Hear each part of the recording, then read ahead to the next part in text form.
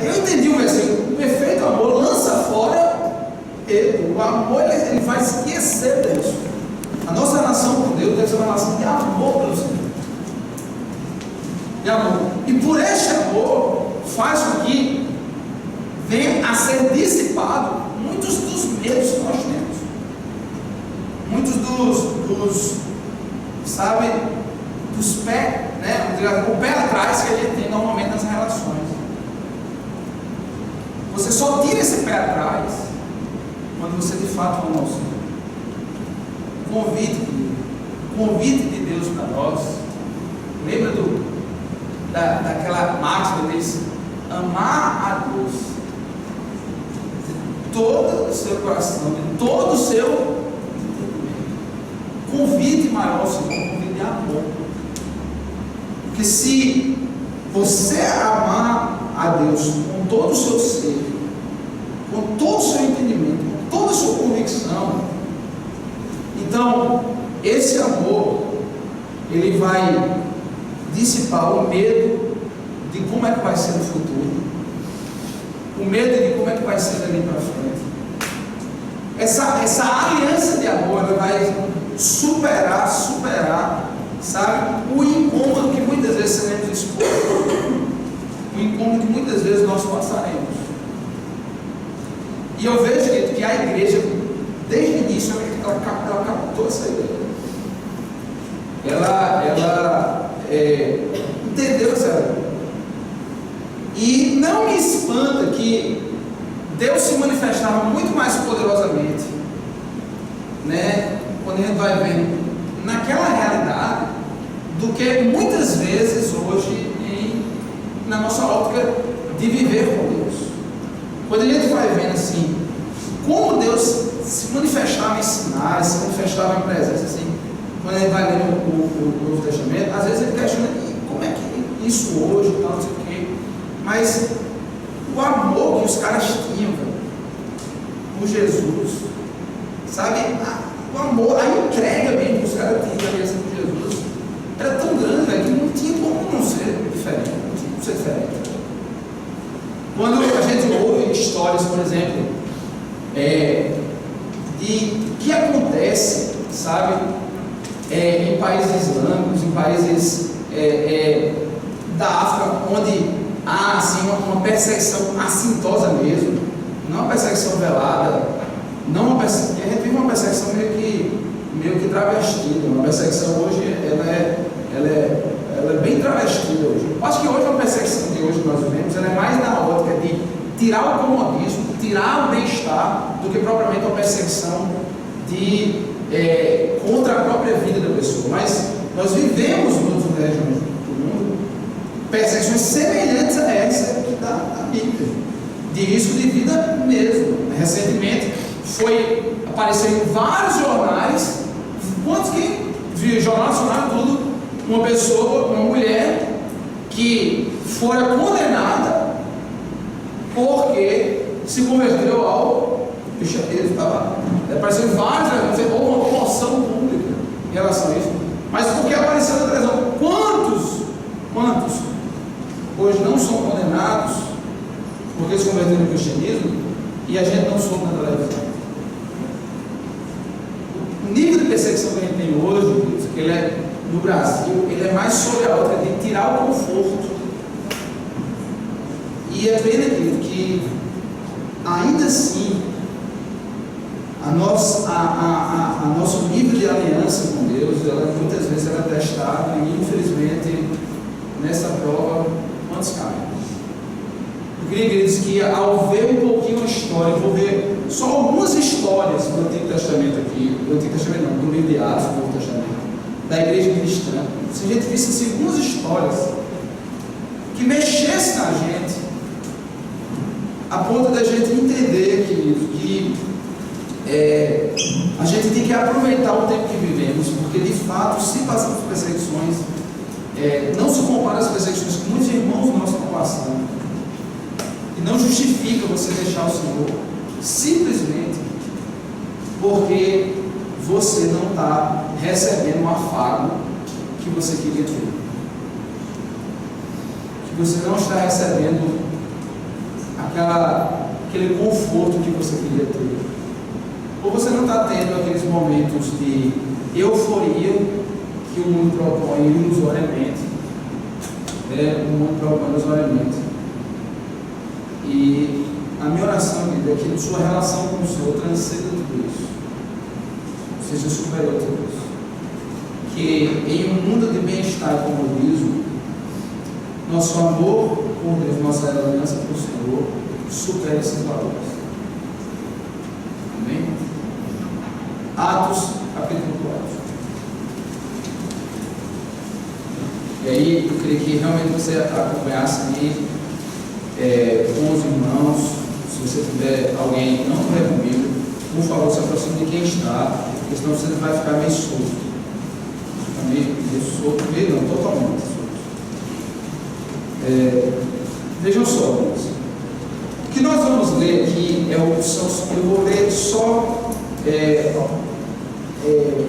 momentos de 3 capítulos, só para você ver como é que foi o início da igreja, como é que a igreja começou, sabe, em que aspecto a igreja começou. Então olha só, em Atos capítulo 4, eu queria que você lesse a partir do versículo 5. A partir do versículo 5. Só para você sacar aqui, esse fato, ele aconteceu depois que Pedro e João curaram foram usados por Deus para, em nome de Jesus, curar aquele aleijado que estava à porta do templo. E depois de ter feito isso, muitas pessoas se converteram. Eu esqueci o número, mas eu acho que foram 2.000 ou foram 3.000 pessoas que se converteram por causa disso. Acho que foram. Já cresceram 5.000, né? Já tinha sido 3, 2. Então olha só, isso foi um rebuliço tão grande, que mexeu com as autoridades judaicas, as mesmas que condenaram Jesus, e eles se levantaram contra os discípulos. Aí ainda que o versículo 5, olha diz: no dia seguinte, as autoridades e os líderes religiosos e os mestres da lei reuniram-se em Jerusalém. Estavam ali Anás, o sumo sacerdote, Caifás, João, Alexandre e todos que eram da família do sumo sacerdote, e mandaram trazer Pedro e João diante deles e começaram a interrogá-los acerca do que poder e em nome de quem vocês fizeram isso. Isso foi a cura do paralítico. No versículo 13 diz assim, eles explicam, né, que fizeram isso em nome de Jesus.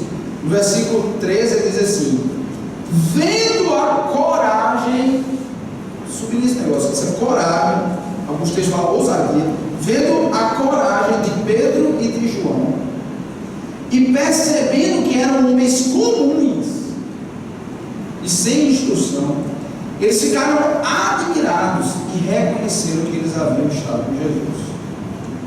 E como podiam ver ali, com eles, o homem que fora curado, nada podiam dizer contra eles. Versículo 18. Então, chamando-os novamente, ordenaram-lhes que não falassem nem ensinassem em nome de Jesus.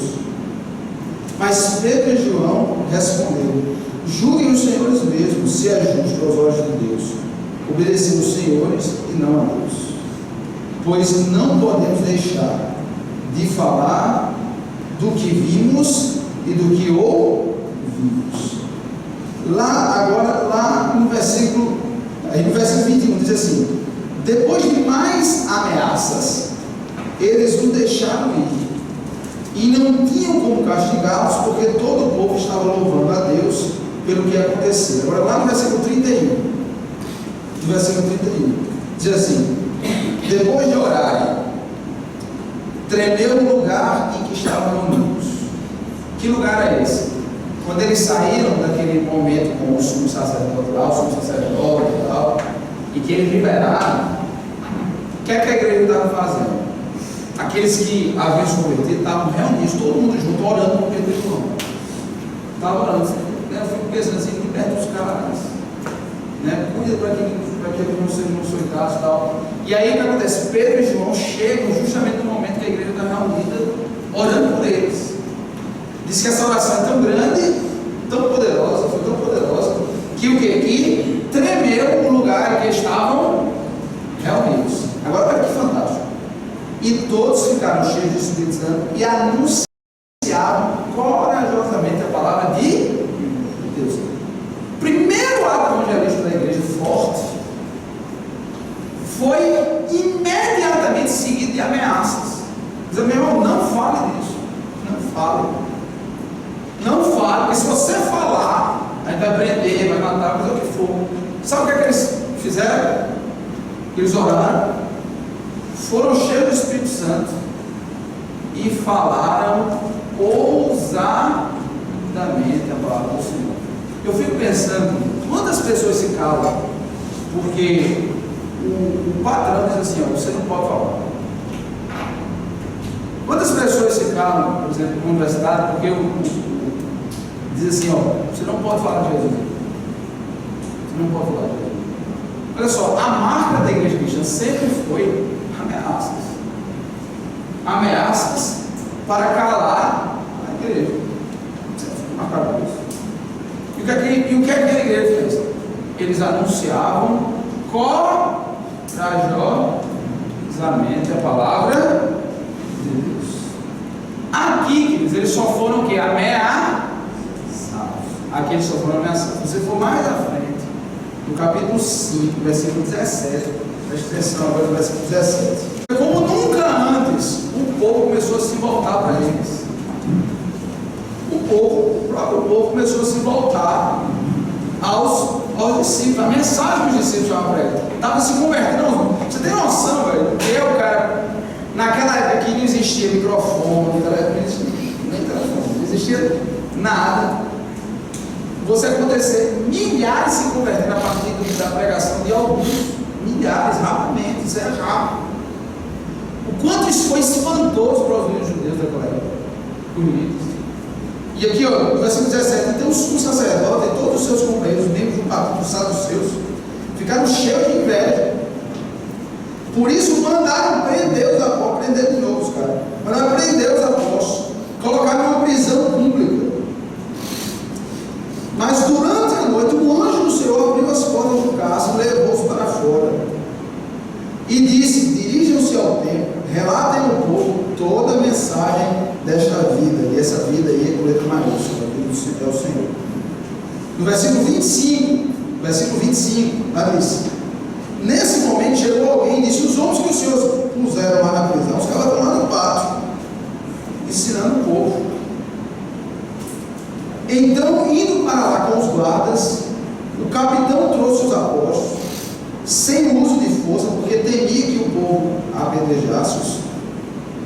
E tendo levado os apóstolos, apresentaram-nos aos sinédrio para serem interrogados pelo sumo sacerdote, que lhes disse: nós demos ordens expressas a vocês, para que não ensinassem neste nome. Todavia vocês encheram Jerusalém com essa doutrina e nos querem tornar culpados do sangue deste homem. Pedro e os outros apóstolos responderam: é preciso obedecer antes a Deus do que os homens. Aí lá no versículo 40, ele diz assim, deixa eu só compartilhar aqui com vocês. Depois que eles falaram isso, o Sinédrio quis matar todos. Ela disse: faz o seguinte, já que a gente matou Jesus, vamos matar todo mundo agora. Aí Gamaliel, que foi o instrutor de Paulo no judaísmo, Gamaliel, ele chega aqui, ó, vem cá, olha só, deixa eu dizer aqui só uma proposta. Muita gente já se levantou aí, pregando o nome de pessoas, e levantou muita gente Mas depois ele morreu e o povo se dissipou, se afastou. Olha só, se esses caras estão pregando aí alguém que não tem nada a ver com Deus, isso vai levantar muita gente, mas depois, como todos os outros, vai morrer, vai se dissipar. Agora só, se é verdade que realmente esse Jesus era Deus, não tem quem segure nós estaremos lutando contra o próprio Deus. Isso ele disse no Sinédrio Maior.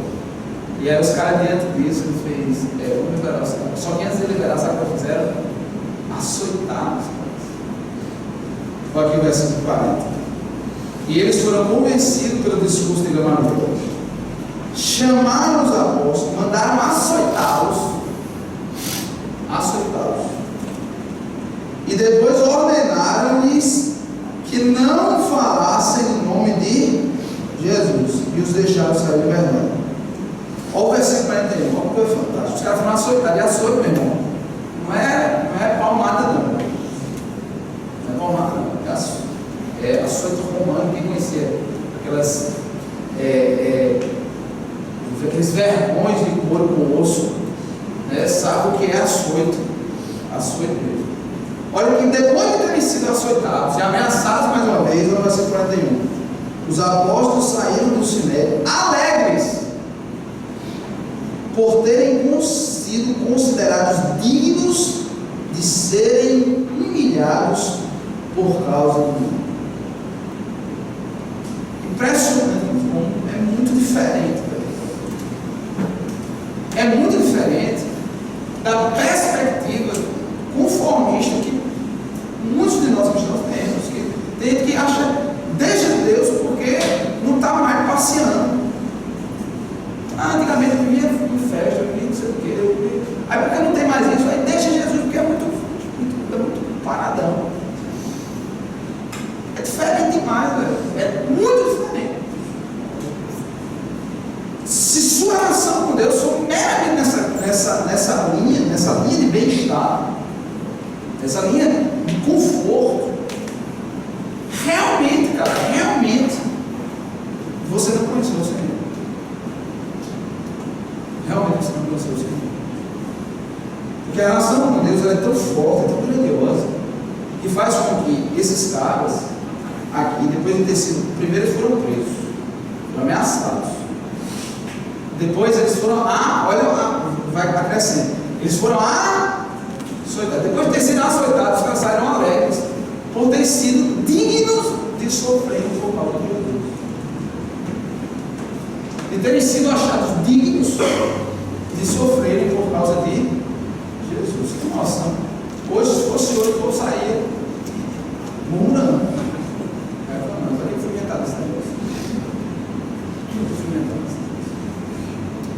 E para o último texto que nós vamos ler, em Atos 7, eu quero que vocês vejam a crescente: ameaça, açoites, e agora no capítulo 7. Eu não vou ler todo o capítulo 7, mas o capítulo 7 ele narra a história da primeira pessoa a morrer por Jesus: Estevão foi o primeiro cara que morreu, o primeiro mártir da igreja, a primeira pessoa a morrer por Jesus. E é lindo, vai passar isso que eu queria até depois, se você pudesse ler depois.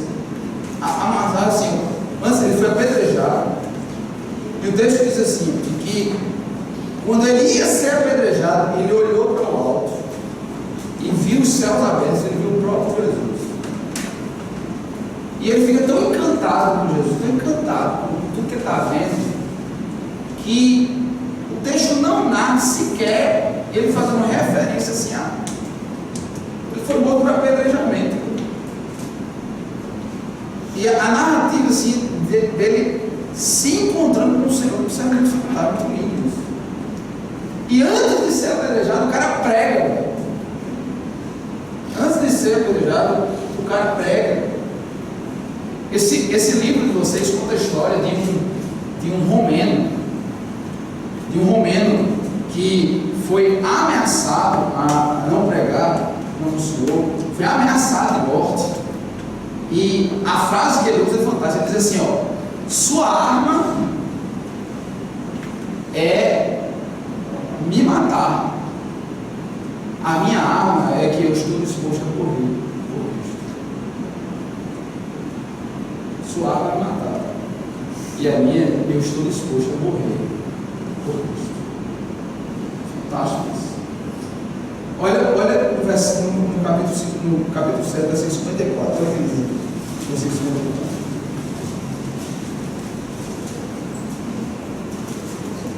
Ouvindo isso, né, porque Estevão pregou para os caras que estavam lá ameaçados de ser apedrejados. Ouvindo isso, eles ficaram furiosos, rangeram os dentes contra ele.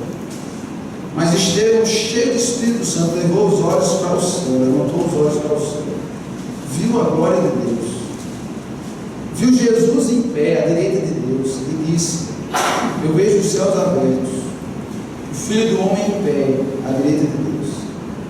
Mas eles taparam os ouvidos, dando fortes gritos, lançaram-se todos juntos contra ele, arrastaram-no para fora da cidade, começaram a apedrejá-lo. Os testemunhas deixaram seus mantos aos pés de um jovem. Que jovem é esse? Saulo. Pegaram a roupa do cara, jogaram nos pés de um jovem. Esse jovem era o Saulo. Saulo que nós conhecemos, que foi Paulo. Jogaram aos pés dele. Enquanto apedrejavam Estevão, ele orava: o Senhor Jesus, recebe o meu espírito. Então caiu de joelhos e bradou: Senhor, não nos considere culpados deste pecado. E tendo dito isso, adormeceu. Saulo estava ali, consentindo na morte de Estevão. E naquela ocasião desencadeou-se uma grande perseguição contra a igreja de Jerusalém. Todos, exceto os apóstolos, foram dispersos pela região da Judéia e Samaria. Alguns homens piedosos sepultaram Estevão, fizeram por ele uma grande lamentação. Saulo, por sua vez, devastava a igreja, indo de casa em casa, arrastava os homens, mulheres, lançava na prisão. Olha o versículo 4. E os que haviam sido dispersos pregavam a palavra por onde quer que fosse. Tem noção disso? Os caras saíram de casa. Você tem noção que é ser perseguido, arrastado? O cara viu a morte por apedrejamento de um irmão, pela fé. Os caras foram nas pressas, saíram, deixaram tudo. E por onde eles iam fazendo o quê? Pregando a palavra. É muito diferente, velho.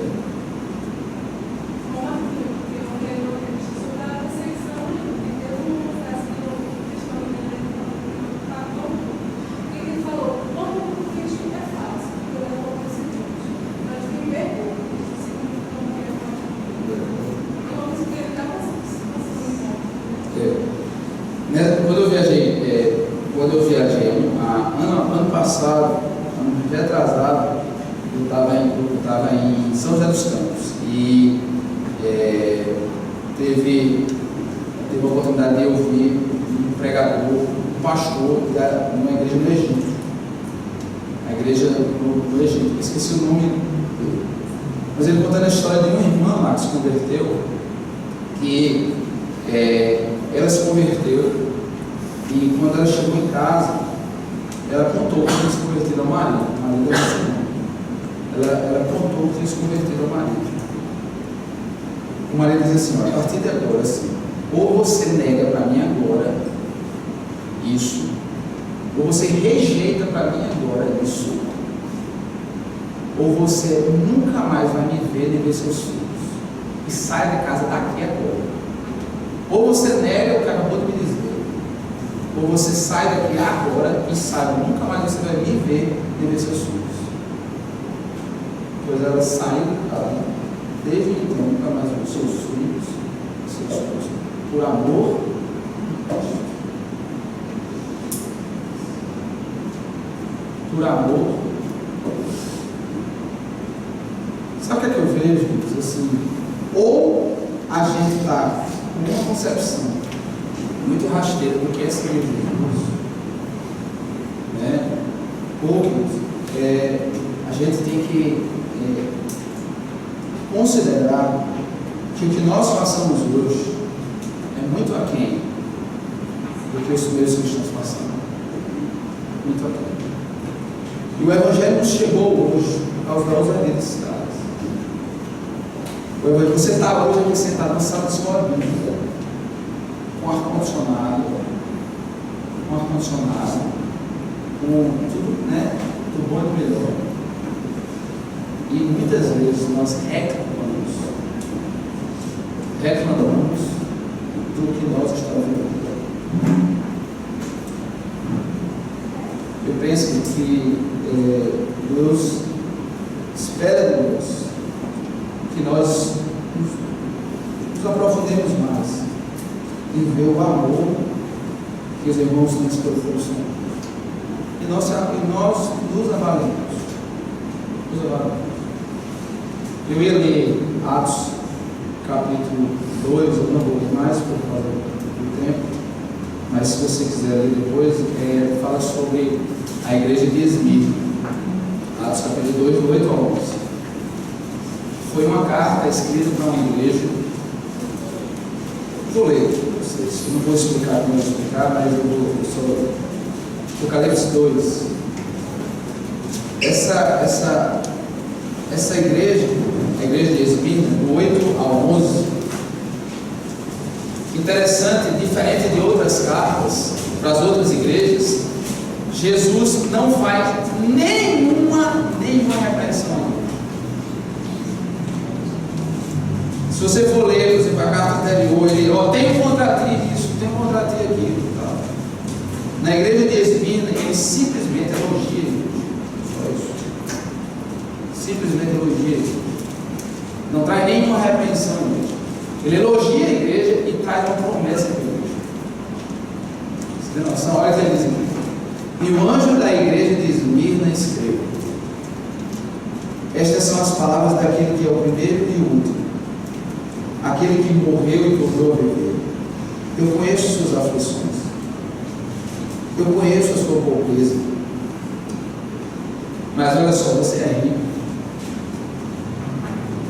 Eu conheço as blasfêmias com que dizem os judeus, mas eles não são, sendo antissinagoga de Satanás.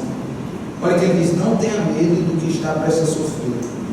Diabo lançará sobre algum de vocês na prisão, para prová-los, vocês passarão por perseguição.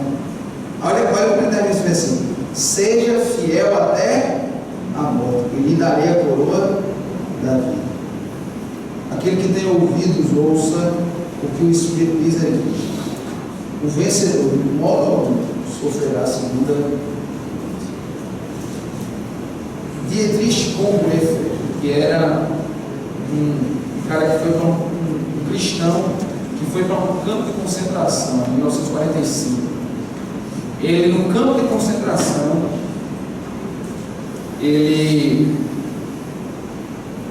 acho que o dia 9 de fevereiro de 1945, acho que 9 de fevereiro, 9 ou 8 de fevereiro, ele celebrou um pequeno culto no campo de concentração. E quando ele terminou aquele momento lá, chegaram os executores dele e o chamaram. Ali naquele dia ele seria enforcado. E ele diz assim, quando chamaram ele diz assim: esse é o seu filho. Aí ele respondeu: para mim, esse é apenas o começo da vida. Para mim é apenas o começo da vida. Queridos, eu só fiz contar histórias reais, para incentivar a gente a analisar assim, porque tantas vezes a gente tem murmurado, sabe? A gente tem reclamado, né? Inspirado. como é que você tem vivido sua vida. Mas deixa eu dizer uma coisa para você. Esses caras não morreram por nada. Eles amavam Deus acima de suas conveniências, essa é a verdade. Eles amavam Deus acima dos seus confortos. Eles amavam Deus acima do seu bem-estar. Eles tinham uma aliança com o Senhor. E não só eles tinham uma aliança com o Senhor, eles tinham plena convicção de que o Senhor honraria cada ato da vida deles, cada momento da vida deles. Saiam, queridos, desta última aula da escola desafiados a amar a Deus apesar das circunstâncias, desafiados a honrar o Senhor apesar das perseguições. Para quando você for tentado, você lembrar que aqueles homens, eles não eram só tentados, eles tinham sua vida exposta à morte e permaneceram fiéis. Não troque Jesus por nada. Troque Jesus por nada. Não troque Jesus por suas conveniências. Não tenho a menor dúvida que você passa por dores, por lutas, por aflições. Não tenho a menor dúvida disso, porque eu passo também. Mas de verdade, nada do que eu e você passamos compara-se ao que o Senhor tem preparado para a gente. Compara-se ao que o Senhor tem esperado, tem guardado. Por isso, em nome de Jesus, se em algum momento da sua vida você deixou o Senhor por causa de coisas pequenas, volta para Deus. Se você está passando por um momento assim de questionamento, se vale a pena, sei lá, deixa eu dizer uma coisa para você, não troque. Porque tem um versículo que eu esqueci a frente, diz assim: nossa leve e momentânea tribulação produz para nós um peso de glória eterna. Nada que você passe por aqui se compara com o Senhor tem reservado para mim e para você.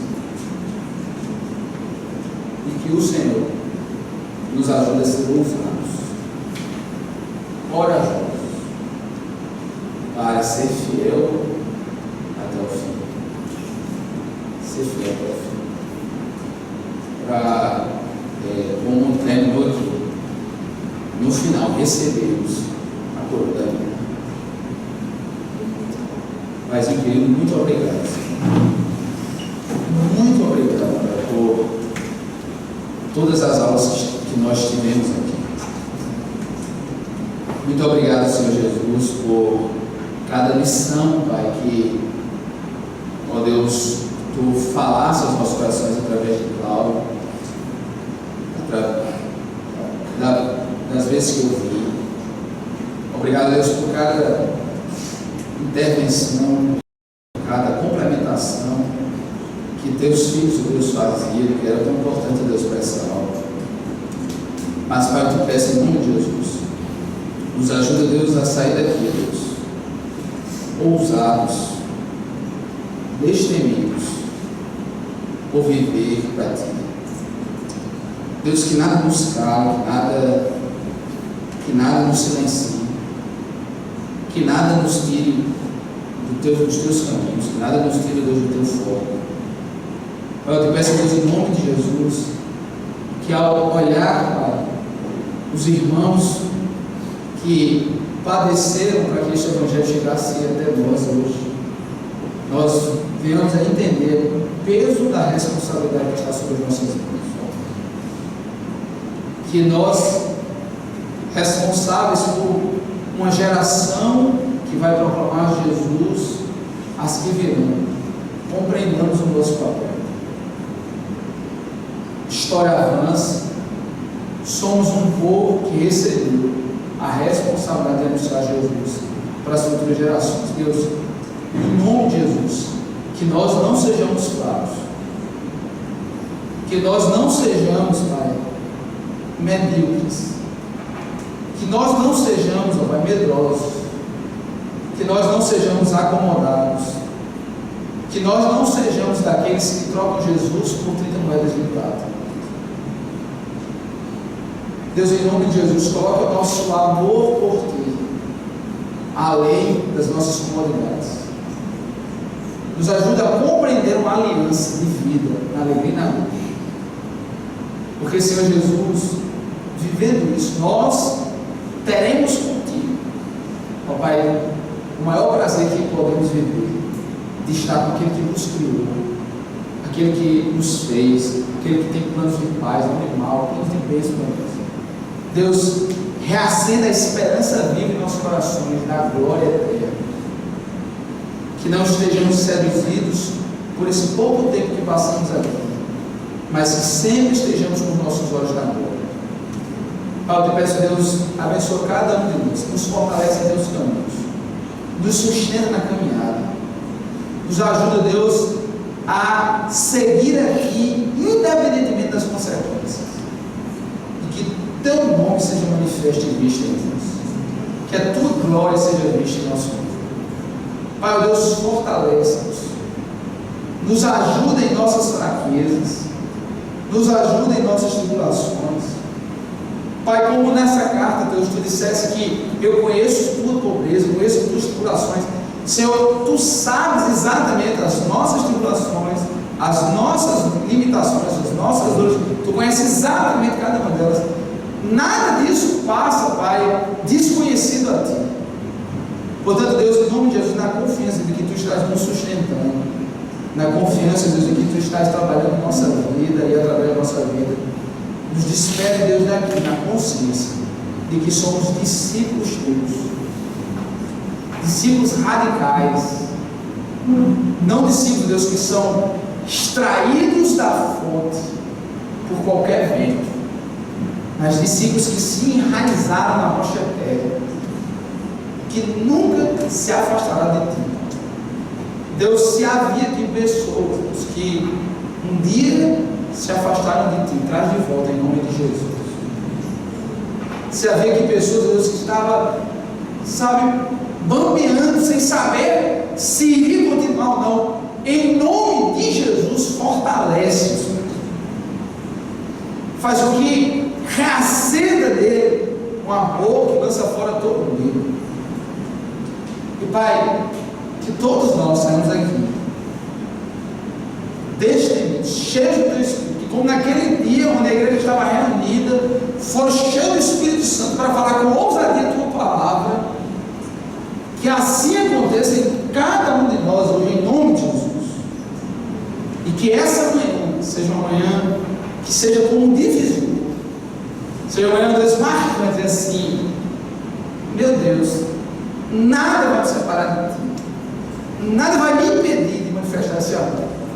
Eu não colocarei minhas conveniências, minhas comodidades acima de ti. Nos abençoa, Pai. Abençoa, Deus, em nome de Jesus, nossas aulas que virão no semestre seguinte. Abençoa todos os teus filhos que aqui estão. E que teu amor, a tua graça seja vista em nossas vidas. É assim que oramos. Em nome de Jesus. Amém. Amém. Queria agora que todo mundo ficasse de pé.